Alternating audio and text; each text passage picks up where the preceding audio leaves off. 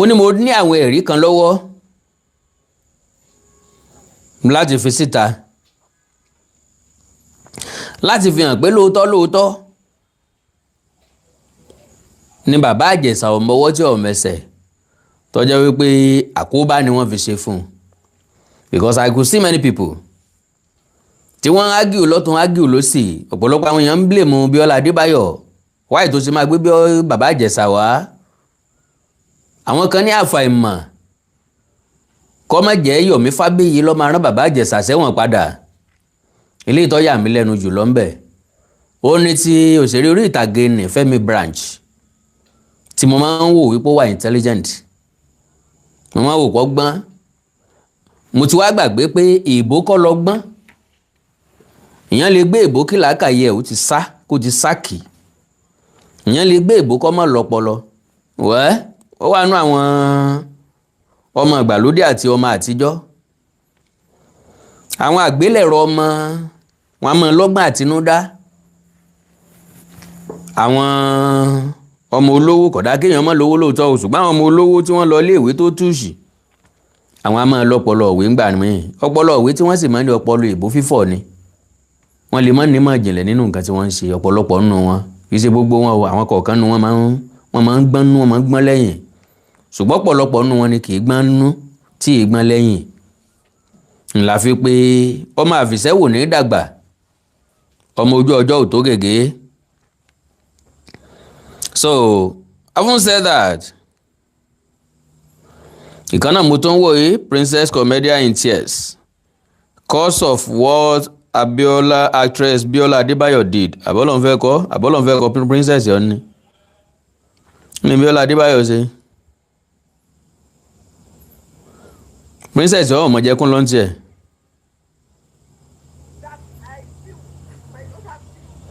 lọ́sùn jàre máa play ẹ̀ ní ìsìn máa play nǹkan tó sọ. So like I said, some people reacted emotionally. Some people reacted sentimentally. Ìwọ̀nba pélé mọ́ láàrin wa ní mọ́ láròjinlẹ̀ máa proof ẹ̀ fún rẹpẹtẹ. So ọ̀pọ̀lọpọ̀ èèyàn ló ti hámà bàbá Ìjẹ̀ṣà. Ọ̀pọ̀lọpọ̀ èèyàn ló rò wípé kò yẹ kí bàbá Ìjẹ̀ṣà ó padà sí society mọ́.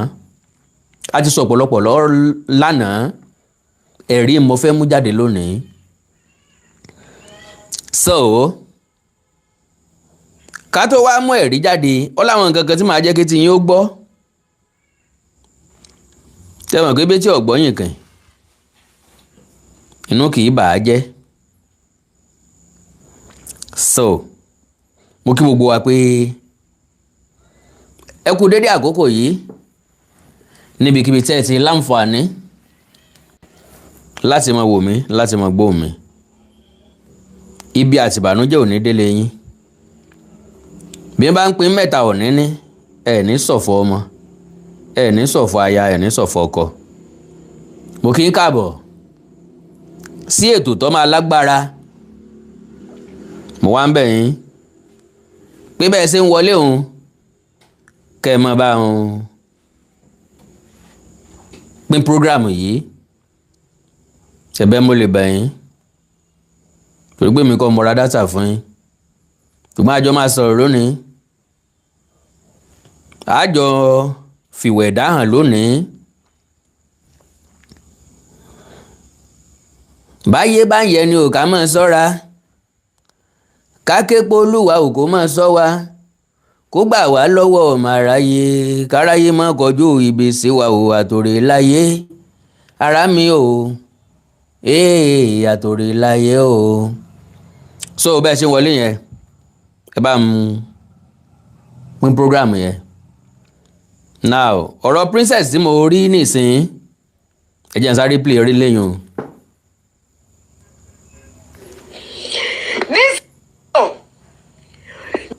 Adébáyọ̀ because kò ń ṣe ẹni tó jalè it is not the person who stole something alone that is it. Princess yìí máa ń múnú bí mi lọ́pọ̀ ọgbà ẹkún òfò ni máa ń kọ́kọ́ ń sun tiẹ̀ Yorùbá sì ti parí ọ̀rọ̀ wọn ní asunkúrojọ́ ilé ní tú.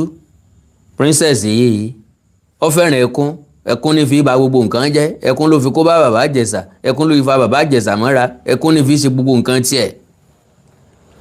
problem àwọn èèyàn kan ni pé àìní ibùjókòó aláyọ̀ kì í jẹ́ kí wọ́n fẹ́ni tí yóò ní ibùjókòó aláyọ̀. sọ pé àwọn èèyàn kan máa advice èèyàn, wọ́n lè advice ẹ kó jáde nílé ọkọ, wọ́n lè advice ẹ kó ìyàwó rẹ̀ lẹ̀, kọ́kọ́ wo background wọn dáadáa. àwọn tó ní ó fi ìyàwó rẹ̀ lẹ̀ sí wọ́n níyàwó, àwọn tó ní ọ jáde tó ń gbà mọ́ra àwọn ò lè gbà mọ́ra, nonsense ló ń gbà yẹn, chíìkì ló kinní kan ló ń gbà yẹn, ó jẹ́ kó jáde nù náà nonsense yẹn. wò wọ́n ṣé wọ́n ní ọkọ, bí wọ́n bá lọ́kọ sí wọ́n láyọ̀ ńbẹ̀, bí wọ́n bá láyọ̀ ńbẹ̀ sọ́kọ wọn ń tọ́jú wọn, kí làwọn gangan sọ nípa ọkọ wọn. now princess ò ní ibùjókòó aláyọ̀ ọkọ lọ́kọ, ọkọ tó fẹ́ kò pósù mẹ́ta tí wọ́n fi kọra wọn, because eléyìí sọ pọ́ dàbí ẹni pójú òun là. Mr. Olóyè Aliu baba God bless you, God bless you sami ní wáyé tí o, ẹ tún ti kí mi káàbọ̀, ọlọ́wọ́ ajé ni bẹ́ẹ̀ sì sẹ̀mí lọ́wọ́ mọ̀mọ́ pọ̀pọ̀lọpọ̀ èèyàn ní ọ̀rá stíkà fún mi, ọlọ́wọ́ ajé adọ́lọ́wọ́ ajé mọ̀. So like I said, ọ̀rọ̀ ilé ayé yọ̀ balance. nǹkan ẹyọ kan tí mi kì í fẹ́ báyàn discuss lọ́rọ̀ family. ntí wọ́n ń gbà á mọ́ra èmi lè mọ́ lè gbà á mọ́ra, ṣùgbọ́n àwọn nǹkan kan ń bẹ tèmi náà ń gbà á mọ́ra tí wọ́n ò lè gbà á mọ́ra. àwọn nǹkan kan ń bẹ tó reject tèmi lè gbà á mọ́ra, àwọn nǹkan kan ń bẹ nínú tó lè gbà á mọ́ra tèmi lè reject. gẹ́gẹ́ bẹ́ẹ̀ náà ló ṣe wà nínú ilé tí wọ́n tèmi náà lè gbà á mọ́ra tí wọ́n lè reject, àti ilé tí mo lè reject tó lè gbà á mọ́ra. so kì í jẹ́ kí n sọ̀rọ̀ púpọ̀ lórí ọ̀rọ̀ family. so bọ́ tó máa ń jẹ́ nǹkan tó máa ń yà mí lẹ́nu, ó dẹ̀ máa ń jẹ́ ẹ̀dùn ọkàn fún mi wípé bá a ṣe ń ka Bible tó, tá à ń ka Quran tó, bá a ṣe ń lọ church tó, tá à ń lọ prayer meeting tó, tá à ń lọ counseling tó, tá à ń lọ mosque tó, tá à ń kírun wákàtí 5 tó, ìwà ibi tí ń bẹ nínú ẹ̀dá ò change. orin olóògbé Gbénga Adébóyè kan mọ rántí, ó ní bẹ́bára fọ́jú tó ń ṣe sàrà, àkóbá àdábá ọlọ́mọjàre, àkóbá àdábá. Mr. Adéyẹmí Ọdún Ayọ̀, God bless you sir. mo ti mọ̀ pé Mr. Aliu wọn lọ ọlọ́wọ́ ajé ni wọ́n bá ti sẹ̀mí lọ́wọ́ báyìí ajé ọ̀wọ́lé. ẹ̀yin náà lè ra síkà fún mi o. ẹ máa rí níbi tẹ́ tí ń wò mí ẹ wò sálẹ̀, ẹ máa rí $sign bẹ́ẹ̀ click lórí ẹ̀ yóò gbé wọ ibi táwọn sticker yẹn wà. bọ́ bá dẹ̀ jẹ́bi tán ti ń tán kọ thanks sí yẹn ni ẹ click lórí thanks yẹn, ìyẹn ìdúpẹ́, ó máa gbé lọ síbi táwọn sticker yẹn wà, ẹ máa rà fún mi dáadáa. gbogbo àwọn nǹkan tí kú iṣẹ́ tí mo rí iṣẹ́ yà lélẹ̀ yìí, because ẹ máa rí pé mi ò láǹfààní àti ṣe program tí mo máa ń ṣe ní studio dáadáa. epo ni o 1300 là ń ra lítà kan. kó o tó ṣẹ́jú pẹ́ láàrin 30 ìṣẹ́jú tẹ́ ẹ máa sọ pé ẹ fẹ́ sẹ́ẹ̀tì àbí wákàtí kan tẹ́ ẹ máa fi sẹ́ẹ̀tì equipment, epo ti jó tán, yóò kàn mí kalẹ̀ ní hàn ibẹ̀ yìí náà máa ń wò ń gbà mí ìtẹ́pọ̀ máa tán mọ́ mi bí mo ti ṣe program. so yóò rí epo yóò ra data, God bless you.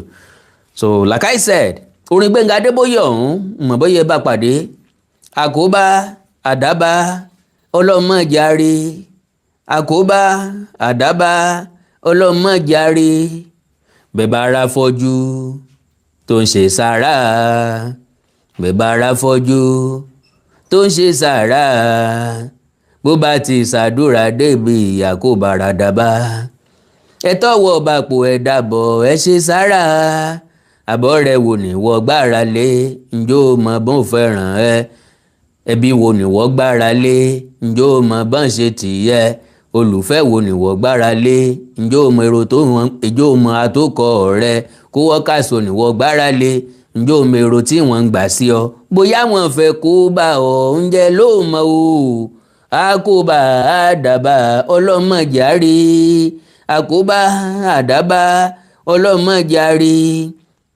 àkóbá àdábá ọlọ́mọjàre.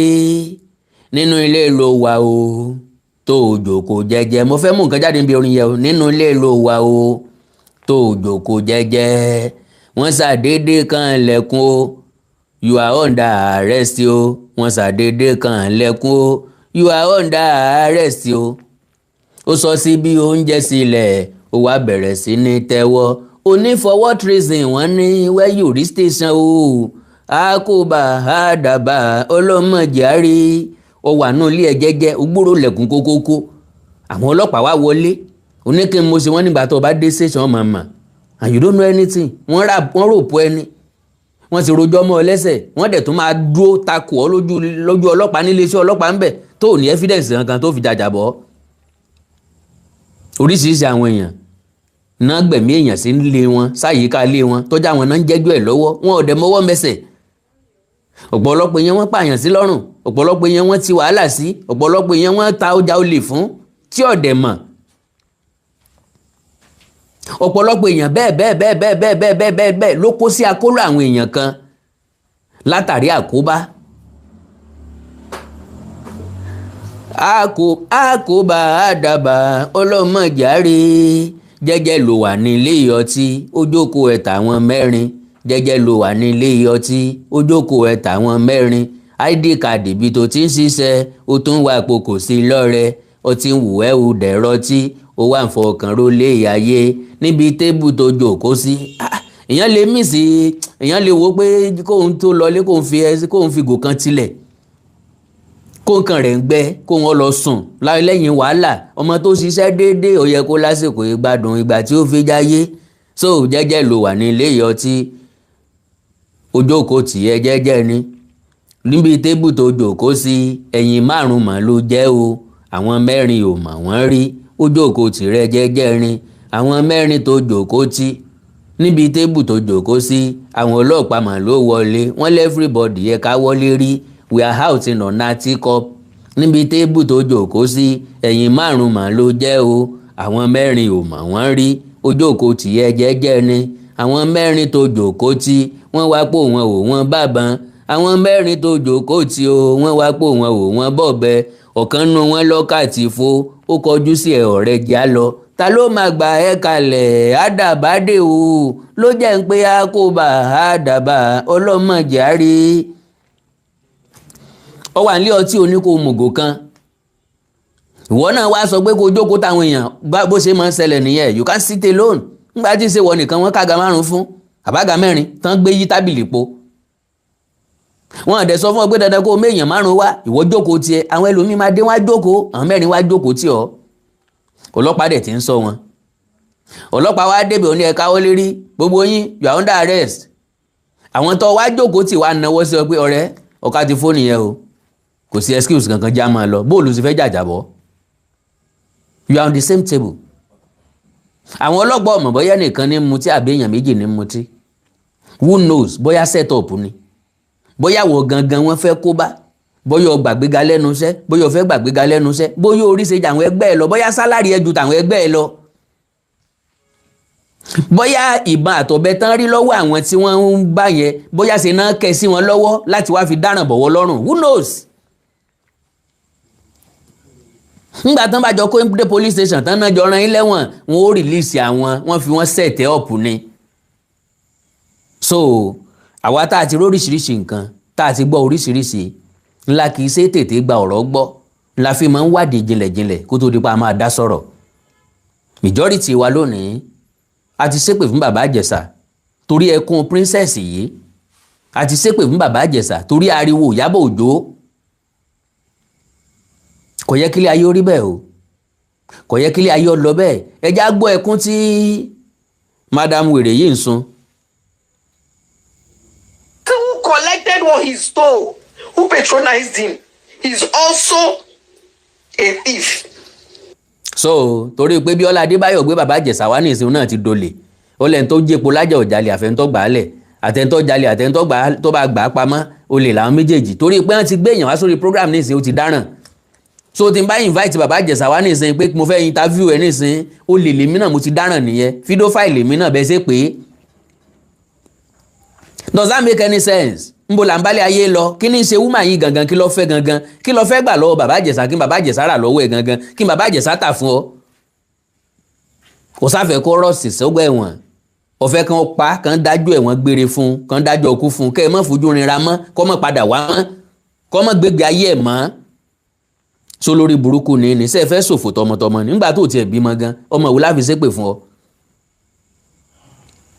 sáyè rẹ fẹ́ bàjẹ́ kanlẹ̀kanlẹ̀ ni kò ṣe ẹ ló ṣe wọ́n ti dájọ́ ẹ̀wọ̀n fún ó ti ṣẹ̀wọ̀n ó ti wá padà dé kí wá ní wọ kí ni ìṣòro ilé ayé yín ṣé ẹ fẹ́ kó gbélé ayé mọ́ ni ẹ lè lọ yanjú ẹ̀ fúnra yín ẹ expect kíjọba ọ̀ràn lẹ́wọ̀n gbére tàbí kan dájọ́ ọkú fún wọn dẹ dá fún ẹ̀yin gẹ́gẹ́ lọ dá fún fúnra yín báyìí bàbá Ìjẹ̀ṣà jáde tàìtì jáde oníkàwọn iléèwé tí wọ́n láwọn stúdẹ̀ǹtì tán wọ́n láwọn ọmọ kéékèèké kán máa tọ́jú àwọn ọmọ wọn o jíjáde tó jáde òun ṣé yóò lọ mọ só ti báyàn kan ṣàṣepọ̀ lórí fíìdì rí ni ṣé yóò lọ mọ báwọn ọmọ kéékèèké ní skul wọn yóò mọ báwọn ṣàṣepọ̀ ni. ìṣòro princess yìí ò yé mi rárá rárá.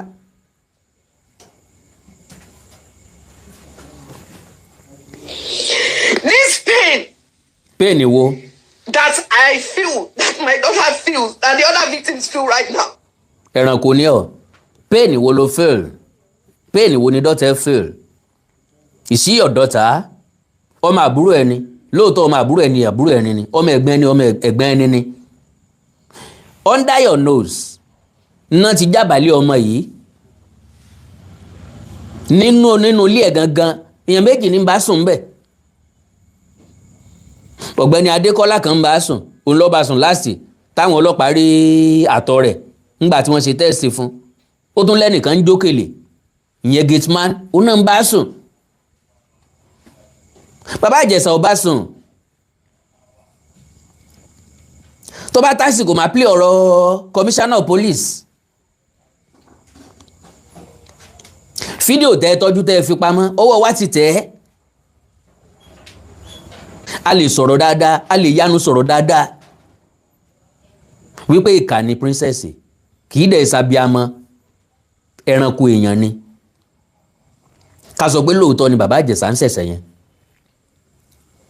tó dẹ̀ jẹ́ pé minor lẹ pé ọmọbìnrin yẹn bó tiẹ̀ jẹ́ pàwọ̀ ọgbà pé minor ni immediately tá a ti rí la sọ pé sọmọ 14 years lélẹ́yìí náà wọn làwọn èèyàn kan náà sọ pé ká mọ̀ pé wọ́n ń wèrè àwọn dìbò olúkí kan náà sọ pé èèyàn ọmọ mi máa ń ní stature o kò dẹ̀ ní lọ́jọ́ púpọ̀ lórí ó máa ń ní stature o lára ẹ̀yin tẹ́ bà orílẹ̀-èdè yìí jẹ́ débi tó dé rèé lára ẹ̀yin tẹ́ jẹ́ káwọn èèyàn ní freedom lélẹ́yìí lára ẹ̀yin tẹ́ jẹ́ káwọn èèyàn padà sínú society lélẹ́yìí lára ẹ̀yin tẹ́ jẹ́ kápọ̀lọpọ̀ àwọn èèyàn kàn máa gbẹ̀mí ara wọn lélẹ́yìí because as far as I'm concerned kò yẹ kọ́rọ̀ kan kó rú jáde lórí ọ̀rọ̀ bàbá Ìjẹ̀ṣà mọ́ bó ti lọ sẹ́wọ̀n ó ti dé padà ẹ ti bà yé ẹ̀jẹ̀ kan tí ì bà yé ẹ̀jẹ̀ tán ni. It's not Ijesha that caused this pain, no. It is you, Biola Adebayo. Can you imagine that? ó tún ní kì í ṣe bàbá Ìjẹ̀ṣà lọ ní lọ́kọ̀ sí pain Biola Adebayo ni Biola Adebayo tó jẹ́ pé nìkan lọ́mọ ọlọ́mọ ń sọ. ìyá wáò lọmọlọmọ wa dáràn sí ẹni tó explain ara ẹ̀ gangan ọ̀daràn kò sẹ̀ mọ́ ẹni tó nírọ̀lẹ́ pamọ́ òun pé móvì lẹ́ni kò wọ́n wá yà táwa náà dẹ̀ rí gbangba tó ń direct móvì tí wọ́n gangan princess yìí ń direct móvì ṣùgbọ́n tó jẹ́ pé ibi tó ti ń fọwọ́ pa ọmọ lára nìkan lẹ mú jáde fáwọn èèyàn eléyìí làwọn èèyàn fi ń kan bàbá Ìjẹ̀ṣà ní àmà eléyìí náà fi ń ṣépè fún bàbá Ìjẹ̀ṣà bírọ́ bá lọ lógún bírọ́ gá bá sáré fógún ọdún kọ́ mọ́ mi hẹlẹ́ ọjọ́ kan lòótọ́ bá lọ́nà. so bẹ́ẹ̀ bá gbogbo àyín tẹ́ ń sunkún pé ẹ̀yàn fẹ́ dá bàbá Ìjẹ̀ṣà padà sẹ́wọ̀n ó pè kí bàbá Ìjẹ̀ṣà padà sẹ́wọ̀n ká wá sú àwọn tó yẹ ká sú kí bàbá Ìjẹ̀ṣà wá wà vindicated because lórí ilé ìtajọ dé yìí o battle to finish ni kẹ́nìyàn kan mọ́ pè mí ẹjọ́ ní tí sọ̀rọ̀ bóyá tó dẹ̀ ń pè mí wọ̀n kí mo wà lórí program màá bá yín sọ̀rọ̀ later. It is you that caused this pain for me. tó bá yẹ pé bẹ́ẹ̀ lèèyàn ṣe mo fọ ilé Ọlọ́run lọ́wọ́ Abíọ́lá Adébáyọ̀ mo lọ ọlá àwẹ̀ tí àwọn muslim fẹsẹ̀ gbàtọ́ yìí. ọ̀ǹgbọ́pọ̀ nù ìwọ tó jẹ́ kírísítẹ́nì ọgbà àwẹ̀ ṣùgbọ́n ilé táwọn muslim ṣẹ̀ṣẹ̀ gbà tán yìí ọlá rẹ̀ ló ń lò láti ṣépè fún yàn ló fi ń fàyàn lọ́lọ́run lọ́wọ́ kí ló fa Abíọ́lá Adébáyọ̀ lọ́lọ́run lọ́wọ́ fún sóun ló mú ọmọ rẹ̀ ní tantan fi ń bá sùn ni. àbọ̀ sọ wípé bàbá Ìjẹ̀ṣà ṣẹ̀ o àbí bàbá Ìjẹ̀ṣà ò ṣẹ̀ o kò fi indicate bàbá Ìjẹ̀ṣà. Ó ní platform fún anybody láti wá wí tẹnu wọn ẹni tó bá wù láti wá sọ̀rọ̀. So kí wàá lọ́mọ ọlọ́mọ ṣe. àti ọláwẹ̀ tí àwọn Christian gbà lọ́wọ́lọ́wọ́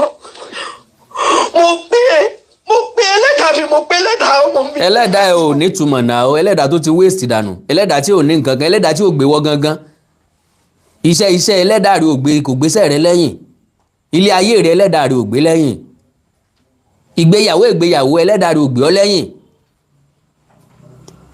bí wọ́n gangan bá bímọ ni ò ní lọ mọ́mọ sọ́dọ̀ ọlọ́mọ nǹkan tí ń ṣe. I do say it. Do you know pé àwọn èèyàn kan ò lówó ọlọ́run ò jẹ́ káwọn èèyàn kan lówó torí pé kò yẹ kán lówó bí wọ́n bá lówó wọ́n balẹ̀ ayé jẹ́. ọlọ́run ọba ò fáwọn èèyàn kan láǹfààní àwọn nǹkan kan torí tí wọn ìbá sọlé ayé dàbá bá nírú àǹfààní bẹ́ẹ̀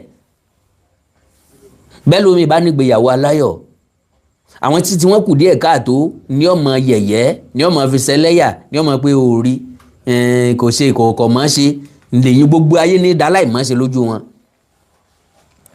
ọ̀gbọ́n bàbá mi Tìmí Òṣùkọ̀yà ni ó ní bọ́ bá kù díẹ̀ káàtó fọ́mọ nìyàn ògbẹ̀ ládà lárìmọ̀ ṣíṣe lójú ìráyé tájá tẹran lẹ́ẹ̀mọ́ ọ̀gbọ́n ni òun làmọ̀ràn orí mi tètè ìyá yọrí mi sókè kọ́ gbọ́rọ̀ mi ro gbọ́rọ̀ mi ro gbọ́rọ̀ mi ro gbọ́rọ̀ mi ro Jésù gbọ́rọ̀ mi ro káyé mọ̀ pé mi lọ́lùyà gbọ́rọ̀ mi ro ẹni ọba yọrí ẹ̀ sókè nínú ilé iná máa dọ̀rọ̀ dúró dè pé ẹyẹ Jade ká gbọ́ tẹnu rẹ̀ ká ò bá ti yanjú ọ̀rọ̀ ẹni ọba yọrí ẹ̀ sókè nínú ẹgbẹ́ ẹná máa mi pè lọ́nìyàn yìí o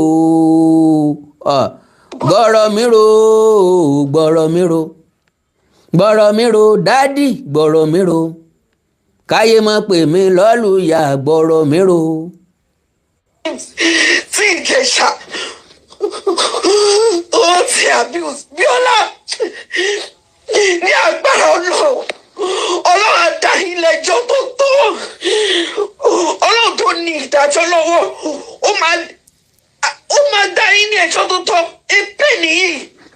ó sì ń pèèní kankan bí ó ní Canada ni wọ́n lọ wà pèèní wo lọ wà tó wà ní Canada ọmọ tó ń sunkún torí èyí sọ mú lọ Canada ó ń lo fíìsì kejì ara ìwọ gangan ò lè gbé bọ́dì ó ń lọ ọ̀ràn lọ sókè tó ọ̀ràn lọ sódò ó ti wà lọ́dọ̀ ẹ fọ́dún 7 àbí kó tó pé 14 years ó ti wà lọ́dọ̀ ẹ before 7 years old ń ló ti ń gbé lọ́dọ̀ ẹ ń láǹfààní tó ṣe fọ́mọ ọ̀hún bó bá jẹ́ mi ní ọbọ̀ ṣe ń lọ Canada ó tòwe tiẹ̀ náà yọ tẹ̀lé ọ lọ Canada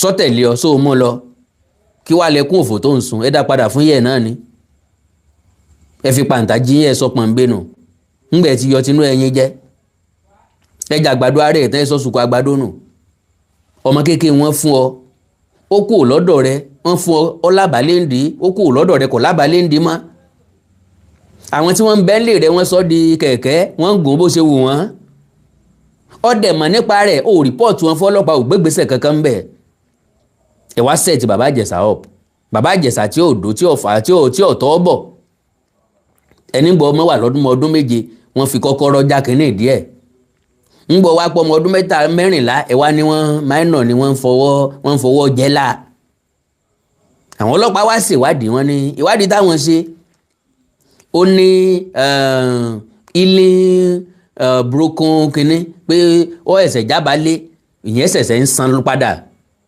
wọ́n dẹ̀ ní wọ́n rí àtọ̀ lára ẹ̀ ń dẹ́ta lọ́bọ̀ ọ̀sùn ó ní Adékọ́lá kan ni ọlọ́pàá dẹ̀ arrest Adékọ́lá ọ̀hún wọ́n fi sí the same cell pẹ̀lú bàbá Ìjẹ̀ṣà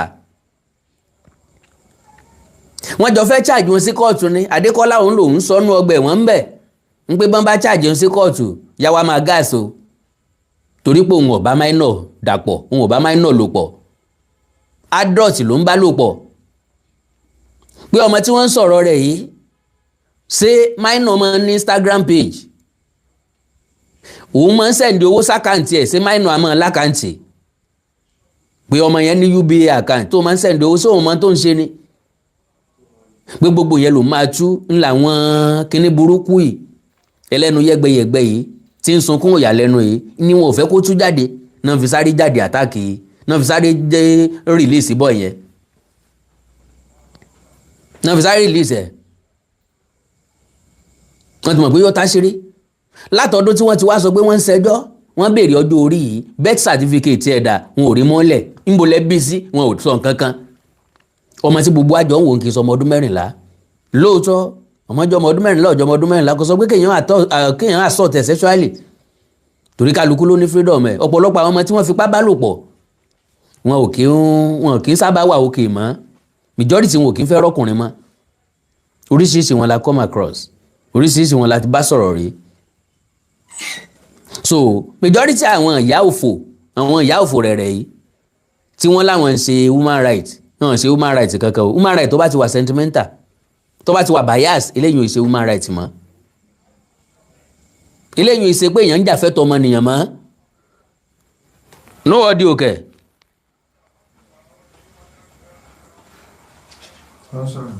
no àwọn Facebook ní no audio ẹ bá ń sáré wò jáde no audio bó o.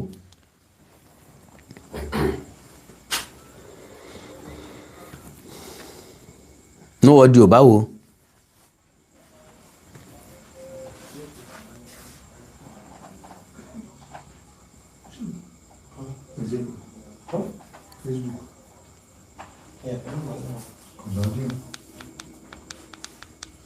Kelly.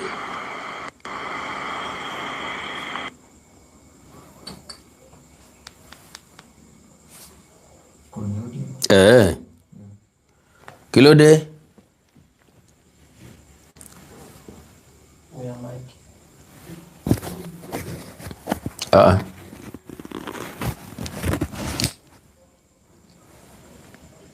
Sorry o, ẹ má bínú o.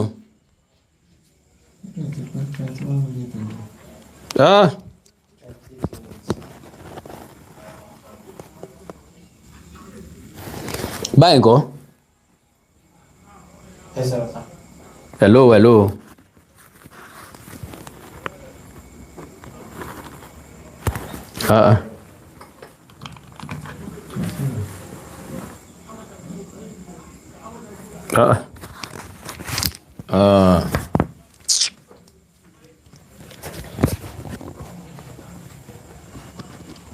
Hello.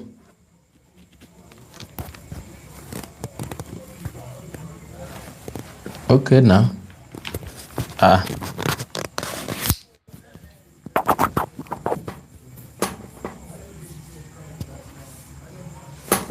Hello.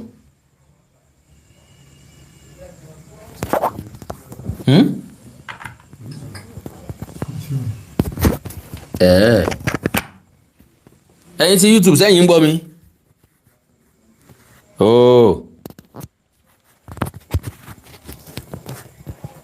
Kí ló ṣẹlẹ̀ báyìí?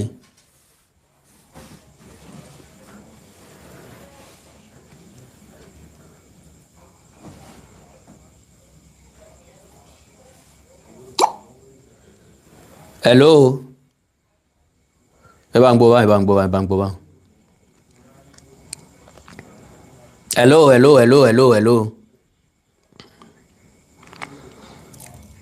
So. Ijesha kọ́ ló kọ́ sí mi ní bẹ́ẹ̀ o. Ijesha kọ́ ló bí Ọlá Adébáyọ̀ ó fi igi ó fi gún ojú ọgbẹ́ mi. Ṣé Facebook ni? Mo fẹ́ kó lọ kọ́ sílẹ̀ o. Ó fi igi ó fi gún ojú ọgbẹ́ mi. Ó fi gún ojú ọgbẹ́ ọmọ mi. Gbogbo ọmọ yòókù náà tí wọn ò lè sọ̀rọ̀. Gbogbo yìí nísìn. Ẹ ń bẹ̀rù jọ yẹn lẹ́ẹ̀lì jáde ẹ̀ lè sọ̀rọ̀. Èmi ni wọ́n drag. Èmi ni wọ́n ṣe. They are still bullying me tomorrow. Àwọn ọmọ mi ni wọ́n.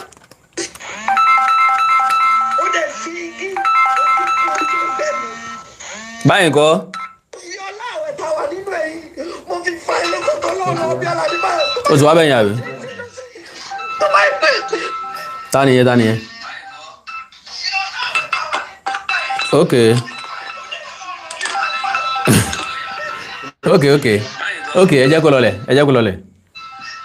Ẹ jẹ́ kó lọlẹ̀. All right, sorry.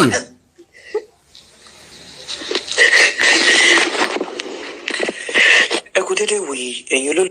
wàláì ó yẹ kí princess kọ́ mọ ya movie ni gbogbo àwọn Ìyábọ̀ Òjó ló yẹ kán mọ̀ pé ṣiṣẹ́ ṣùgbọ́n kọ́mẹ́dì ò pé mọ́ tíátà náà wọn ò pé sí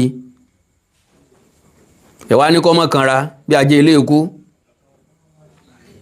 ẹni títí ẹ ti jóná nírú wọn kọ́ kí tẹlòmíì ó dẹ̀tù pápápá ẹ jẹ́ ká gbọ́ ọ̀rọ̀ tí Ìyábọ̀ sọ níjó ní ńbẹ láti mọ́rọ̀ sọ Ìyábọ̀ Òjó ní tẹ bá rí bó ṣe ń sọ̀rọ̀ pé dandan ni wọ́n gbọ́dọ̀ rán bàbá Ìjẹ̀ṣà lẹ́wọ̀n kò rí di ọ̀rọ̀ o kò fi gbogbo ara mọ́ ń tó ṣẹlẹ̀ o God bless you Mr. Ọláwálé Ọlá God bless you sir kò fi gbogbo ara mọ́ ń tó ṣẹlẹ̀ o ẹkún princess lọ gbọ́ lọ́wọ́ nítorí pé wọ́n ti fipá bóun lò pọ̀ lẹ́ẹ̀márùn ọ̀tọ̀ọ̀tọ̀ àbẹ́yìn ọmọ ẹ̀ẹ̀márùn ọ̀tọ̀ọ̀tọ̀ náà fipá bá Ìyábọ̀ sùn náà fipá bá sùn ọ̀tọ̀ọ̀tọ̀ different people so mo wo interview ẹ̀mí tó ti sọ ẹni àkọ́kọ́ bóyá ó ń ku ẹ̀rin ìkejì ọ̀rẹ́ boyfriend díẹ̀ bẹ́ẹ̀ mọ́ àwò pé bóò ló ṣe á jẹ́ tó jẹ́ pé wọ́n nìkan náà wọ́n fipá bá sùn béèyàn bá rìnrìn àwàsà wọn ò ní fèkúrọ́ lọ́ọ́ ìrìn arìnlá kò ní bóyá bó ṣe múra ńgbà náà ńgbà tó kéré ni wọ́n ti ń ṣe bẹ́ẹ̀ fún ọ so gbogbo àwọn nǹkan yẹn ló wà lórí ìgbéléwọ̀n now Ìyábọ̀ Òjó sìkàsìkà gbàgbé àjọbí adánilóró gbàgbé ọ̀la sìkàsìkà gbàgbé àjọbí adánilóró gbàgbé ọ̀la so kí ni tí mo fẹ́ mú jáde ń bẹ̀rẹ̀ ni wípé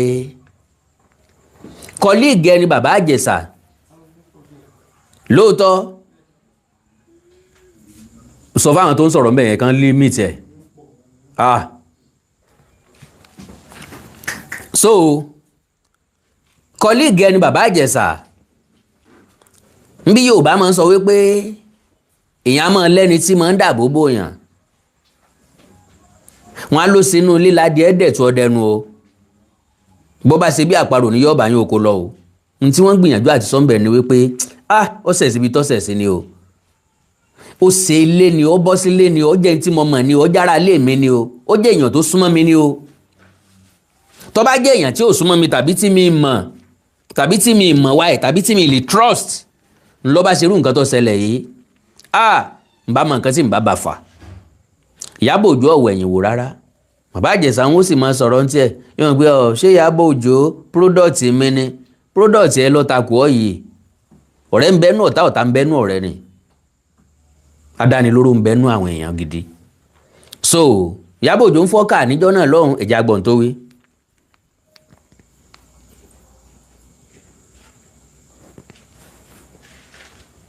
Yomi, what's your life with your Joko? Yeah, you know, you have to wait. You want to wait, Yomi. You want to wait, yo. Joko say you have to wait. You have to be from phone. You just can't ask about she no. Mo come my mom imitate you. What's say bye? You know you have to wait. Even if the person is guilty, even in the court of law, you know you're not guilty until you're found guilty. Wallahi Baba Ijesha guilty. Ṣé bá fi pamọ́ tẹ́lẹ̀ ni? À ń fi pamọ́ pé kí ó jẹ́ pé adájọ́.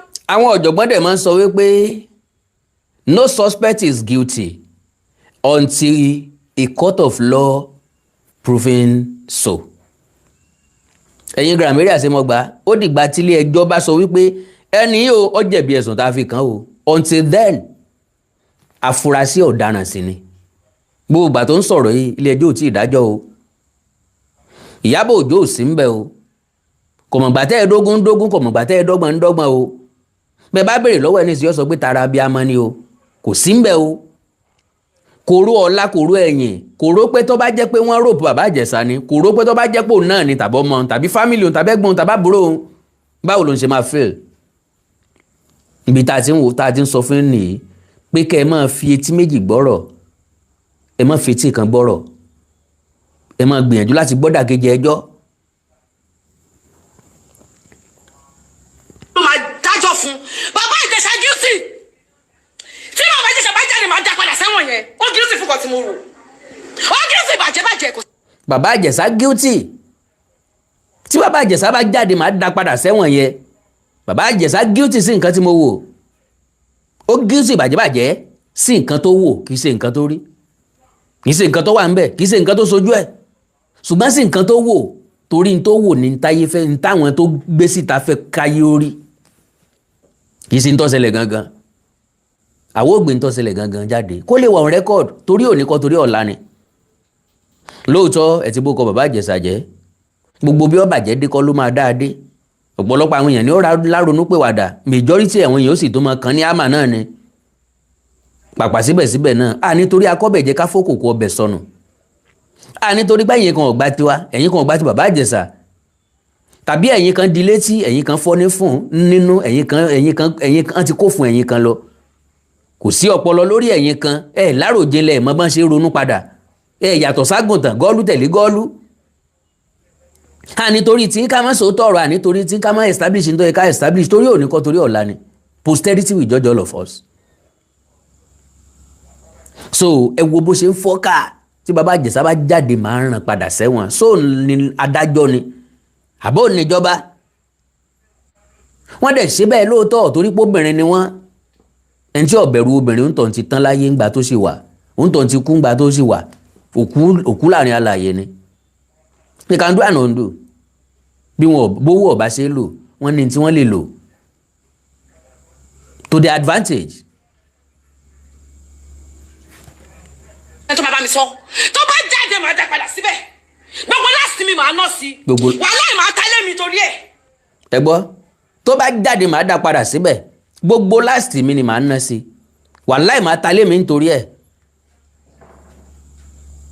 wọ́n dẹ̀ rán bàbá Ìjẹ̀ṣà lẹ́wọ̀n lóòótọ́ ilé ayé ìnira now bone of contention gangan la fẹ́ wọ̀ yìí máa fẹ́ kẹ́ farabalẹ̀ gbọ́rọ̀ ẹ má bínú ẹ̀yin èèyàn mo fẹ́ mú irin díẹ̀ lálẹ́ yìí and we need to do it we must do it we have to do it not because of anything sake but for posterity whatever we say whatever we discuss kò túmọ̀ sí pé dandan kẹ́ ẹ gbà wípé bóyá bàbá Ìjẹ̀ṣà sí àbí ò sí àbọ̀ jẹ̀bi àbí ò jẹ̀bi we are not doing it for that sake but fún ọ̀pọ̀lọpọ̀ wa láti kẹ́kọ̀ọ́ especially we men ẹ̀kọ́ wà fún wa láti kọ́ gidi o àwa tá a jọkùnrin ọ̀pọ̀lọpọ̀ nǹkan ń bẹ ká má bá wọn fi ṣeré ẹ̀kọ́ tí mo kọ́ lára ìṣẹ̀lẹ̀ tó ṣẹlẹ̀ sí bàbá Ìjẹ̀ṣà yìí kò lódiwọ̀n jẹ́jẹ́ mi mọ́ ń lọ ọ̀kan ara kòkòrò àyàn mọ́ mo perfect ọ̀dẹ̀ kan mo gbọ́n ọ̀kan tọ́rọ̀ bá ti dọ̀rọ̀ obìnrin they can do and undo. God bless you. Ẹja lọ. I am also happy that because there's a full stop, I will stop where the Jesus that's the reading sentence. I am also happy you were cleared by the appeal court of ever having. Now, ní gbàgede bí tá a wọ̀ yìí, àwọn ìṣẹ̀dá èèyàn kan ń bẹ, they are very very educated but I call them educated illiterate. Anybody that cannot reason well before coming out, before arguing, before concluding, before jumping into conclusion, I call them educated illiterate. Àwa tá a lè ṣe ìbò gan-an, a fẹ́ bẹ́ẹ̀ ta àwọn dáadáa because we can stand our ground lórí ìṣẹ̀lẹ̀ tó bá ṣẹlẹ̀. Èyí ò fojú inú wò ó, èyí ò wo ẹ̀rí, ojú inú nìkan ò tó, physical thing ò tó, ẹ̀rí nìkan ló tó. Ntílé ẹjọ́ sọ nìyẹn, tó fi sọ nìyẹn. Before you can charge anybody to court, before any sentence, do your investigation beyond any reasonable doubt. Because orejo ń sá ni. Ẹni ó fẹjọ́ èèyàn sùn, ó ní the judgment. Ẹni tán fẹjọ́ ẹ̀sùn, ó ní the judgment. Gbogbo náà ní the judgment. So ìpéjọpọ̀ àwọn èèyàn kan lélẹ́yìí wọ́n wá pe Yomi Fabiyi sáàrin wọ́n wá di adájọ́ orí social media. Ẹ farabalẹ̀ gbọ́ o, ọ̀jọ̀gbọ́n lẹ́yìn o. NCXDEFILE NECHILD/MINOR. Kí lẹ ń ṣe yìí? No, mi lè pé mi fẹ́ pé against child/minor. Let's Kí ló dé lè pé gbogbo ẹ̀kọ́ lè máa sọ concession àti okay, sọ́ọ̀bì child/minor. But the problem I have there is the word cleared. Now, this is that 2013, 2014 was when the girl was 7-year-old, which the Attorney General said it was set aside to. And the only accusation then that it penetrated that girl and he was cleared of it. How does that different to the same? He used a different language, I used a different language to say the same thing. See, you see, anybody can, whether I put up a post and you people choose to give it a different meaning, I know what I said. I never said. And Mr. Yomi, you also said that Princess and her co-travelers engage in child pornography by deliberately installing cameras on the same day Baba Ijesha was invited to act. Exactly. She recorded. Now, ṣé rọ̀ lélẹ́yìn o? Kò sí bàbá tàbí ìyá kan tó ní ọpọlọ tó gbọ́n tó máa sọ pé ókè o bóyá ọmọ ẹni bóyá délé nìsín ọmọ wa sọ fún wa wípé tíṣà mi o ó ń fọwọ́ pa mí lára o tàbí ọ̀nkú kan lẹ́gbẹ̀ẹ́ lé o tàbí ẹni tí wọ́n ní kí n dúró tì o, because I do tell parents ẹ dákun tọmọ yín bá ti ń dàgbà díẹ̀díẹ̀ wọn ò lọ́jọ́ lórí ṣùgbọ́n wọ́n ti ní ẹ̀yà ara wọn ti ń jẹ jáde bí ọyàn ti ń jẹ jáde. Ẹ má fi wọ́n ti ọkùnrin bí tó bá dé ní school, don't trust anybody. Àgbàlagbà ni ọmọdé ni young boy ni don't trust anybody with your children, especially female children, please. Tàbí lẹ́nìkan wá jókòó ọjọ́kùnrin ọgbọ́mọ yín obìnrin lẹ́sẹ̀ yín wá ń pè níyàwó mi wá ń bá ṣeré, stop it. Now kò wá sí bàbá kan tàbí ìyá kan tí ó wà sọ pé torí pé ọmọ délé ọmọ sọ bẹ́ẹ̀ láwa sọ pé ọmọ yẹn la fẹ́ fi dẹ ẹni yẹn, àwa fẹ́ tí àwọn ọmọ méjèèjì mọ́lé for more than 30 minutes pé gbogbo ohun tí bá ń ṣẹlẹ̀ kan máa rìkọ́ọ̀dù ẹ̀. One, tó bá jẹ́ pé lóòótọ́ ní bàbá Ìjẹ̀ṣà ṣe tó mẹ́lẹ́tò pẹ̀lú ọmọdébìnrin yìí, ṣé mo gbẹ́ tí rìkọ́ọ̀dù ẹ̀ ṣé náà lè máa present gẹ́gẹ́ bí evidence? Does that make any sense to anybody? Ntí Yomi Fabiyi tó ń argue against lélẹ́yìí táwọn kìíní ọ̀jẹ̀ sọ̀rọ̀ àwọn adájọ́ orí social media tí wọ́n nígbàgbọ́ pé àwọn lágbára ẹ máa rí bí wọ́n ṣe ń sọ̀rọ̀ authoritatively bí ẹni pàwọn náà gbọ́dọ̀ pàṣẹ fún ìwé ìbọn ṣe ń bá Yomi Fabiyi sọ̀rọ̀, and I love that man. Our foster daughter was sexually abused. Mr. Exactly. Yomi, did you hold on? Did you watch the video? Watch what? Which video? The video that was released to us. Emma play the video that was released of how Baba Ijesha moved close to that girl. We all watched it. Did you watch it too, Mr. I Yomi? watched it. Bí Baba Ijesha ṣe súnmọ́ ọmọ yẹn, ǹjẹ́ yìí ti rí fídíò bíi ti princess ti ń direct fídíò yẹn tó ti ń direct tó ṣẹlẹ̀ yẹn? Did you watch that too? Ànígbà tẹ́ ìwò kí ni tẹ́ sọ tó ti ń sọ bí tí Baba Ijesha máa jókòó sí ọmọ yẹn máa jókòó sí ibi tí wọ́n máa lọ tán máa padà wá síbẹ̀. Did you watch that? Watch it, right? So Baba Ijesha stood up and looking here and there. Why was he looking here and there when he was in that house? Okay, thank you. Number one, I don't know what was playing in Baba Ijesha's mind as at that moment. You're a fucking liar, mate. Hold on. No, it's not been lied. Now, this is it. My own area of concern, which is the child pornography. Miss Young, you asked that I pointed on child pornography. It's quite unfortunate that as knowledgeable as you claim you are, you're still trying to dodge the fact that there was a deliberate and premeditated attempt by the complainant to install a camera to record how a minor, according to her, if the girl was truly 14, when she was sexually abused. And it was recorded. There is no excuse for that. Because even at the trial court, the police vehemently, they distance themselves and deny that they have no knowledge and they were never part of that organized crime, that recording of sexual activity of a child or a minor. And that is the area I'm talking about. And if you choose to look at the content of a recording and not want to discuss about the act that a parent will want to see how a child is, where the duty and the role princess have at that time is to protect the child from any abuse.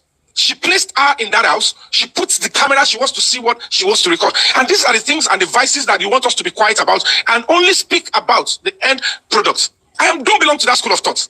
It's quite a shame that when the justice system was going to be looking into this matter, they were selective on sentiment. Okay, let's just talk about where people want to say sexual abuse on children. And when you see somebody else telling you that, how can you prepare all of this? You invited him to come to where a minor is. You put a camera down. You prepared this meal. And the same question I expect honest mothers to look at is, how do you prepare your child to go through PTSD? You want your daughter to be traumatized. I want to ask you this question now. And this disgusting position, you don't want us to stand by it. Let Olu go. It's not your view. Your children will drink from the same cup. No worry. The point is this. It's okay to pray that way. But do you want multi? Do you if you look into non-parental negligence, all these things that you don't look at is this. The Lord. Now, ṣé gbọ́ nǹkan tí ẹni yẹn sọ fún? Wọ́n sọ fún Yomi Fabiyi pé ntọ́mọ yẹn go through, ọmọ Yomi Fabiyi máa go through ẹ̀. Seri, how length people can go on any issue. Ntí Yomi ń sọ ni wípé wọ́n ní kọ̀lọ̀kọ̀lọ̀ wọ̀lú ọmọ adìẹ ní ń jẹ àbí adìẹ ní ń jẹ. Ṣé torí pé kọ̀lọ̀kọ̀lọ̀ wa máa ń jẹ adìẹ ká wá kó gbogbo adìẹ tá a ti ń sìn látọdúnmọdún oṣùmọṣù ká kúkú wá kó lẹ̀dí kọ̀lọ̀kọ̀lọ̀ pé kọ́mọ wa jẹ. ẹni yìí o ìkookò ní ajégún jẹran ni o. Ṣé tó bá ti wá fẹ́ dé àní kó àwọn ẹran wa ńlẹ̀ kọ́mọ bá fi jẹ sáàtì ẹran sí lẹ́nu ni. Ọ̀dà ẹlẹ́ni yìí o ń bọ̀mọdé ṣeré ń bọ̀mọdé sùn ń bọ̀mọdé dàpọ̀. Sáwà mú ọmọdé náà á filẹ̀ fún ẹni tí a ti mọ̀ wípé kòkó ajégun jẹran ni. Àlàáfẹ́ fi dán wò bóyá yóò jẹ àbí ò ní jẹ. Tó bá jẹ ńkọ́ kí la sọ. Experience wo là ń fún ọmọ tá a filẹ̀ dé kókó. Ẹ̀kọ́ wo là ń kọ́ tẹ́ bá wo fídíò yẹn dáadáa. Ẹ máa rí i pé ọmọ yẹn wà remorseful. Because tí wọ́n ní kó ṣe ní ṣe, to the best of my understanding, do you know pé princess ti kọ́kọ́ lu ọmọ yẹn ńgbà tó ọmọ yẹn ò ṣe tí wọ́n ní kó ṣe dáadáa. Why? Because ọmọ yẹn ń rò lọ́kàn, guilty conscience ń dà láàmú. Ẹ máa rí pé ó feel reluctant gbogbo nǹkan tó ń ṣe tí wọ́n ní kó heart wípé why tán fẹ́ ṣerú ẹ̀ fún bàbá Ìjẹ̀ṣà. Why tẹ́ máa foníjà sílẹ̀ tẹ́ mọ̀ gbá lápẹpẹ lójú. Ọ̀tọ̀lẹ́ntọ́sẹ̀ ọ̀tọ̀lẹ́ntẹ́ ní kọ́ máa jìyà rẹ̀. Ọ̀tọ̀lẹ́ntí ń bọ̀ mọ́ sùn ọ̀tọ̀lẹ́ntẹ́ fẹ́ fìyà ẹ̀ jẹ. Ntí Yomi Fabiyi ń sọ lélẹ̀ o tí wọn ò jẹ́ ó wí tí wọn ò jẹ́ ó délẹ̀ tí wọ́n hàn pọ́nkán àwọn adájọ́ orí social media. Ẹ máa gbọ́rọ̀. Used to Ijesha under the laws of Lagos State.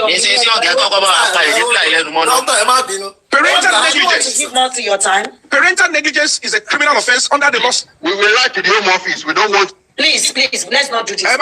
Now, ẹgbọ́n tí ẹni yẹn sọ, we will write the Home Office. Àwọn ẹlòmíì máa ń go to the extreme lórí nǹkan tí ọkàn wọn. Kí ni Yomi Fabiyi sọ? Then you will write the Home Office. Kí ni Home Office ó wá ṣe fún Yomi Fabiyi? Ṣé wọ́n ó lù ní àbí wọ́n pa? Bí àwọn olórí burúkú ìṣe máa ń bàtàyé ọmọlàkejì ara wọn jẹ́ labroad náà nìyẹn. Nǹkan kékeré ní ọ̀sẹ̀lẹ̀ mọ̀dí ń tọ́sẹ̀lẹ̀ ti pe ọlọ́pàá lé àwọn ẹni ẹlẹ́ni lórí. Ọ̀pọ̀lọpọ̀ àwọn èèyàn ló níbẹ̀ lẹ́wọ̀n labroad lórí ẹ̀ṣẹ̀ tí wọ́n ṣẹ̀. Ọ̀pọ̀lọpọ̀ èèyàn ni wọ́n ti deport tó jẹ́ pé ó délé kó tó mọ̀ wípé wọ́n set wọn up ni. Ó jẹ́ kó délé kó tó mọ̀ wípé maliciously ni wọ́n lọ report o fáwọn authority. Nbi tó ronú ẹ̀dá dénú nbi táwọn èèyàn burú dé nìyẹn. Ẹ gbọ́ response Yomi Fabiyi. kalẹ̀ sọ̀rọ̀ wèrè fún home office. Ẹ kọ́ máa bọ́ home office kọ́. Do you want multi to go? Rọ́lá máa tẹ́tí pẹ̀lú wèrè tẹ̀sán yìí. No, àwọn wo ló ń ṣe wèrè mi sáà? He's aggressive comment there. We have lost the relevance in the movie industry. That's what this is about. Can you imagine? You have lost your relevance in the film industry. Bí ẹni pa wọ́n ni wọ́n àti fíìmù Yomi Fabiyi. Bí ẹni pa wọ́n náà sọ di ntọ́dà. Bí ẹni pa wọ́n náà jẹ́ ọjẹ́ ntọ́jẹ́.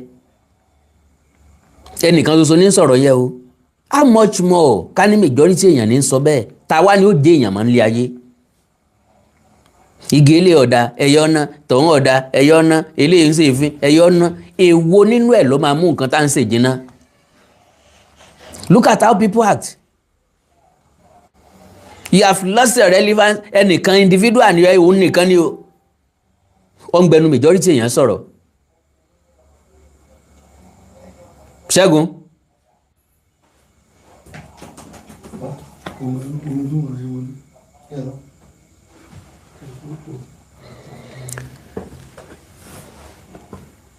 Gani yọ lọ sùn.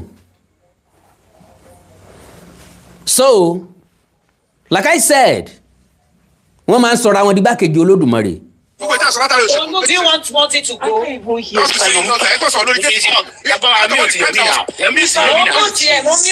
want to go on? Multi, go ahead.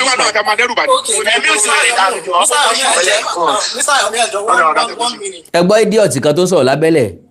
Ẹ̀mí ò ti wèrè dànù jọ. Yomi Fabiyi náà ló ń báwí o. Social media ti kẹran mérò. Social media fa oríṣiríṣi ẹ̀gbin àtàrí fífọ́ pọ̀lọpọ̀ èèyàn. Can you imagine that? Ẹ̀mí ò ti wèrè dànù jọ. Ọmọ tí ń sọ̀rọ̀ yìí ò tó Yomi Fabiyi lọ́jọ́ orí. Bunch of ẹranko nìyẹn. Abroad ni gbogbo wọn wà o. Abroad tán wà yẹn ó ti jẹ́ kán ríra wọn bí ẹni tó wà lóde ọ̀run tí ń bọ́ lọ́hún gbìmọ̀ràn papọ̀. Tó jẹ́ pé táwọn nìkan bá sọ ńlórí júlówó ọ̀rọ̀ ńlórí jìnnà ọ̀rọ̀ ní gbogbo ayé gbọ́dọ̀ tẹ̀lé gbogbo ayé gbọ́dọ̀ gbàgbọ́. What nonsense.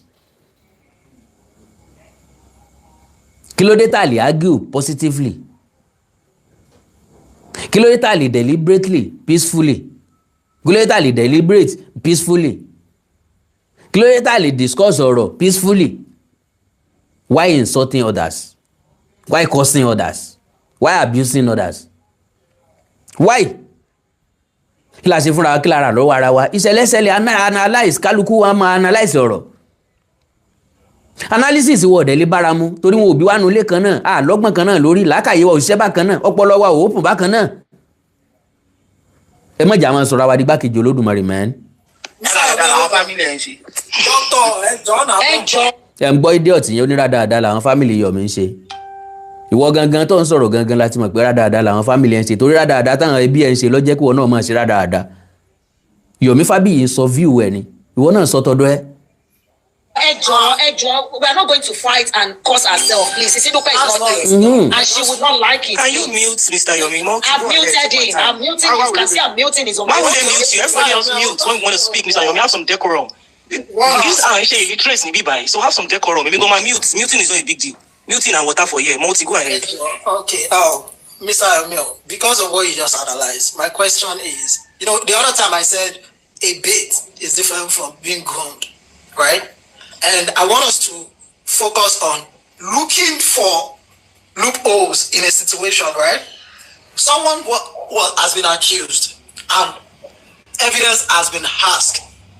You are guilty until proven innocent, right? So first off, what I would have asked is, if you've worked out over the years and someone duped you, right? But while I want the time of BlackBerry, the best way to catch someone after your phone has been stolen is to look for a pretty lady like Olu or doctor that will chat the person and they will use that person to get to that person. Even the police, they do that. They even... Now, ntẹ́ni ń gbìyànjú láti sọ òní wípé bàbá fẹ́ mọ̀dàràn tó ń try láti beat òní wípé ó jẹ́ ọmọdé ni wọ́n lò kọjọ́ ọmọdé ni wọ́n lò ní tí wọ́n sáfẹ́ mú nípọ́n fẹ́ mú bàbá Ìjẹ̀ṣà kí náà fẹ́ mú bàbá Ìjẹ̀ṣà fún ká lè yàn ṣe nǹkan 7 years ago àwa jà ní 7 years ago àjà ní 6 years ago àjà ní 5 years ago àjà ní 4 years ago àjà ní 3 years ago àjà ní 2 years ago àjà ní last year ìsìn láìsẹ̀ wá jà lórí ní tó ṣẹlẹ̀ ní 7 years ago ìsìn láìsẹ̀ wá fẹ́ wádìí lórí ní tó ṣẹlẹ̀ ní 7 years ago. Does that make any sense to anyone? irú èèyàn wo la jẹ́? kí ló mú wa dákẹ́ látọdún 7 sẹ́yìn? sọdún 7 sẹ́yìn náà láti mọ̀ ní àbáyẹsẹ̀ mọ̀ ní ìsìn kí wá ní ìjà òfò tá a wá ń jà ní ìsìn. kódà ọmọ kékeré mọ̀ wípé ó lọ́wọ́ kan nù náà o gbogbo àwọn nǹkan tẹ̀ ń ṣe yìí lọ́wọ́ nù náà o ejò lọ́wọ́ nù. Find a way. They even send their investigators that they send to someone just because they need evidence to prove that this person is what they said he is. Now the question is, tí wọ́n bá gba gbogbo evidence nǹkan tẹ́ fi. Now ohun tí bọ́bá wa ń sọ ni pé láyé BlackBerry tí wọ́n bá fẹ́ mú yàn wọ́n ò fobìnrin tàn wọ́n á ní kán píǹgẹ̀ títí tí wọ́n fi máa róńtọ̀ mú pé the same thing náà ni àwọn princess ṣe pẹ̀lú bọ́n ṣe lu ọmọ kékeré yẹn láti mú bàbá Ìjẹ̀ṣà. ṣé fún kéèyàn kan wá jagbà ọdẹ ò ní pé ẹ ní evidence láti prove pé ní ṣe kínní you just to back your proof ṣé ẹ ní wá bait láti mú ẹni yẹn because this girl you keep saying that she was a minor she was groomed she was groomed right groomed or not groomed groomed or not groomed Mr. Yomi hold on groomed or not groomed this girl the video indicates that this guy has been in the act right he looked around over everywhere. bá Ìjẹ̀ṣà wo everywhere n tó ń sọ nìyẹn. ó dé ọmọ yẹn ló ṣílẹ̀kùn fún. ọmọ yẹn kọ́ ló ṣílẹ̀kùn fún. kẹ́ni tí ń sọ̀rọ̀ yìí ó gbọ́ mi dáadáa. bàbá Ìjẹ̀ṣà wọlé àwọn èèyàn bíi 5 ló wà nínú ilé nígbà tí bàbá Ìjẹ̀ṣà wọlé. wọ́n ṣàlàyé nǹkan tí wọ́n ṣe.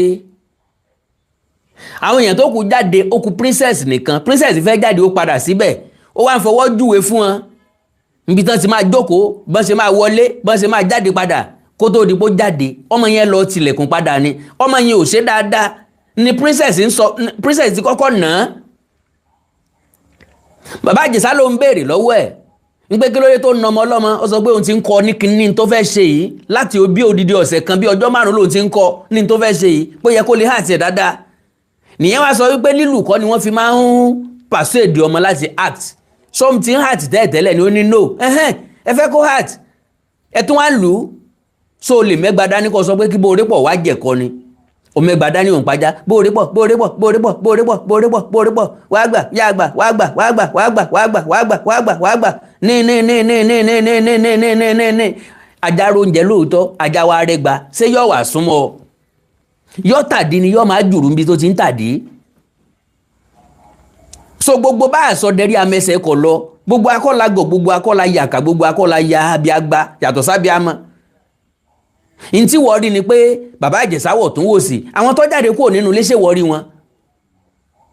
because ibi tó ti ń fọwọ́ pálá nìkan lẹ rí. níbi tí princess ń direct fíìmù tán fẹ́ yà were you there gbogbo fídíò ẹ̀ la máa fi hàn ọ́. and again gba tí gbogbo yín bá ti wá rí fídíò yẹn àbí gbà tẹ́ rí fídíò yẹn kí ni reaction yín ẹ̀tún lọ́yẹ̀ kan pa bàbá Ìjẹ̀ṣà náà ni àbí. kò tí ì tí jókòó tán ara ẹ̀ ò tí ì balẹ̀ that means that this. ó ní bàbá Ìjẹ̀ṣà ò tí ì jókòó tán ara ẹ̀ ò tí ì balẹ̀ no òpònú lẹ́ni tí ń sọ̀rọ̀ yìí bàbá Ìjẹ̀ṣà ti jókòó dáadáa wọ́n ti ṣàlàyé ọ̀rọ̀ fún dáadáa kó tó di páwọn tó kù bọ́ta. ṣùgbọ́n gbà tí wọ́n fẹ́ show fídíò fún wọ́n kọ̀ síbi tí wọ́n fẹ́ lò wọ́n wá fast yẹ asa máa rí slow motion bí slow motion ṣe wà náà ṣe máa ń fast fídíò náà wọ́n wá fast fídíò yìí ó wá dàbí ni pé bàbá Ìjẹ̀ṣà sáré wọlé bàbá Ìjẹ̀ṣà sáré jókòó no ó farabalẹ̀ rìn wọlé wọ́n jọ jókòó gbogbo wọn jọ sọ̀rọ̀ àwọn tó kù dúró síwájú kámẹ́rà wọ́n ṣàlàyé nǹkan tí ó ṣe. Surely that has that specific day. In fact, I will tell you with my friends. That was an edited video. How do you want to prove it that it was edited? Let him answer. Now, thank you for you raised a very serious point, which I concur with you in some aspect. Like I said, it's quite important for us to understand that to isolate an incident in a serious case like this, there will still be misjudgment. Now, first thing I would actually say is that on no account, the debt we owe every child is protection. Even animals will not even subject their child to abuse or any attack. And we must understand in a civil society, no matter who you are, whether you are a judge, you are a law enforcement, you are a parent, you're duty bound to ensure that any sight of abuse coming towards your child, if you know in advance, the best and the only thing you should do is to protect the child. Now, asking the girl to wait, don't forget that Princess, the evidence was presented. Princess invited Baba Ijesha to come and act movie, the skit inside the house. And whatever it is, they have. Tẹ́ ẹ bá mọ̀ pé bó ṣe rí nìyẹn, màá ka ọ̀rọ̀ Princess fún níbi tó ti sọ wípé I lure Baba Ijesha to my house to come and act a movie. Ó sọ ní court. Ó ló invite Baba Ijesha kó wá act movie. Ó ṣe wá di ọ̀rọ̀ pé wọ́n fipá báyàn lò pọ̀ ńbẹ̀. Ẹ já mọ́ farabalẹ̀ jọ̀ọ́. Whatever it is they have as a relationship before then. It's quite clear and crystal clear that the girl waiting in that house, in that particular spot, was premeditated also by Princess. Nobody should do that if truly the girl was actually a minor. Please don't do it. Don't put any child or any innocent child that cannot make decision for themselves, don't put them in such a precarious situation, no matter how sentimental or emotional you want to be, no matter the evidence you want to gather. It is evil, it is wicked to want an innocent child to go to suffer PTSD. If you care so much about that girl, you don't want her to go through it again. Now you placed her in an environment that she will suffer PTSD again because you, an adult, want to gather evidence. It is that video proves that Baba Ijesha has been touching the girl before. That was the right thing to do for Princess, for the sake of future. If you know that any child has been sexually abused, please report immediately to the police. They will see the best they can make out of it. No, Monty, hold on, because hold on, Monty, I want to Monty, Mr. Yomi, that going the route, reasons why. Was that video admissible in court, yes or no, Mr. Yomi? We're not illiterate here. Was the video admissible in court? Which means, did the judge allow that video to be used as evidence, yes or no, Mr. Yomi? It was admissible. Thank you. Hold on. So what if it was admissible? That means legally it was okay. How she went about collecting the... Now, then try láti prove.